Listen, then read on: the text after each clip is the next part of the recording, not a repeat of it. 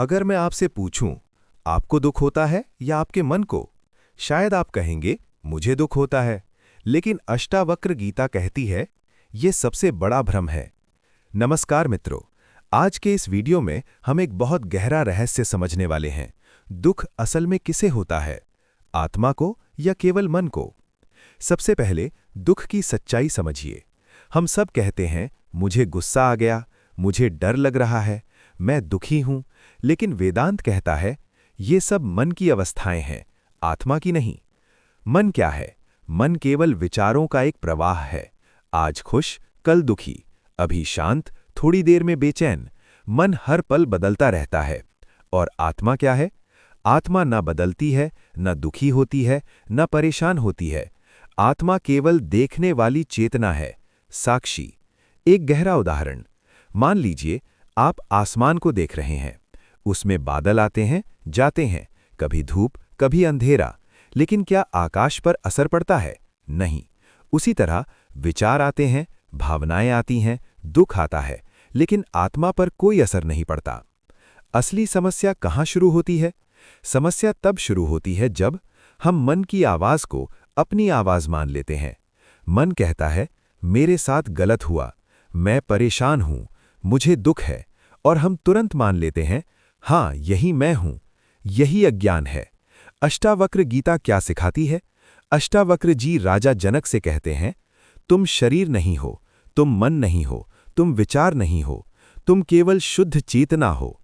फिर दुख महसूस क्यों होता है? क्योंकि पहचान गलत हो गई है। हमने मान लिया है कि मैं बराबर मन, जबकि सच्चाई ये है, मैं बराबर आत्मा। एक छोटा सा प्रयोग करें। अभी इसी समय अपनी आंखें बंद कीजिए और अपने विचारों को देखिए। आप पाएंगे विचार आ रहे हैं, जा रहे हैं, और आप उन्हें देख रहे हैं। तो सोचिए, जो देख रहा है वो कौन है? वही आपकी असली आत्मा है। प्रैक्टिकल लाइफ में कैसे लागू करें? जब भी दुख आए, गुस्सा, चिंता, डर, उदासी, बस रुक जाइए और कहिए, ये मन में हो रहा है, मुझ में नहीं। यही साक्षी भाव है। साक्षी भाव का अर्थ है, घटनाएं होंगी, भावनाएं आएंगी, विचार उठेंगे, लेकिन आप उनसे अलग रहेंगे। धीरे धीरे क्या होगा? मन शांत होने लगेगा, दुख कमजोर पड़ने लगेगा, भीतर शांति आने लगेगी, क्योंकि आप मन से बाहर खड़े हो जाएंगे। अष्टावक्र गीता का अंतिम संदेश, तुम्हें कभी दुख हो ही नहीं सकता, क्योंकि तुम मन नहीं हो। सबसे गहरी बात, दुख एक अनुभव है, और अनुभव देखने वाले से अलग होता है। अष्टावक्र गीता के अनुसार दुख तुम्हें नहीं, तुम्हारे मन को होता है, क्योंकि आप शरीर या मन नहीं, बल्कि अविनाशी, निर्विकार और सदा मुक्त आत्मा यानी चेतना है। दुख, सुख, आशा, निराशा और इच्छाएं केवल मन के धर्म हैं, जो चिंता से उत्पन्न होते हैं। वास्तविक स्वयं चेतन साक्षी है, जो इस द्वैत से परे है। इसलिए ज्ञान होने पर व्यक्ति दुखों से मुक्त हो जाता है। अष्टावक्र गीता के इस संदेश का मुख्य अर्थ, मन की चंचलता ही दुख है। दुख का मूल कारण अज्ञान, इच्छाएं और आसक्तियां हैं, जो मन का विषय है। आप आत्मा हैं, मन नहीं। अष्टावक्र कहते हैं, हे अंत, धर्म, अधर्म, सुख, दुख सब मन के विकार हैं। आप न तो करता है और न ही भोगता। जब व्यक्ति जान जाता है कि मैं शरीर नहीं, शुद्ध चेतना हूं, तो वो दुखों से अप्रभावित रहता है। चिंता ही दुख है। दुखों का कारण बाह्य स्थितियां नहीं, बल्कि उनके प्रति मन की चिंता है। निष्कर्ष, जब तक मनुष्य स्वयं को शरीर समझता है, तब तक वो दुखी रहता है। आत्मज्ञान से ही दुखों का अंत होता है। अष्टावक्र गीता के अनुसार दुख तुम्हें नहीं, तुम्हारे मन को होता है का अर्थ है कि आप शुद्ध चेतना या आत्मा दुखों से परे, नित्य मुक्त और साक्षी हैं। दुख केवल मन के स्तर पर होते हैं, जो इच्छाओं और अज्ञान के कारण पैदा होते हैं। जब आप खुद को शरीर, मन से अलग शुद्ध आत्मा के रूप में जान लेते हैं, तब आप हर तरह के दुख से मुक्त होकर शांत और सुखी हो जाते हैं।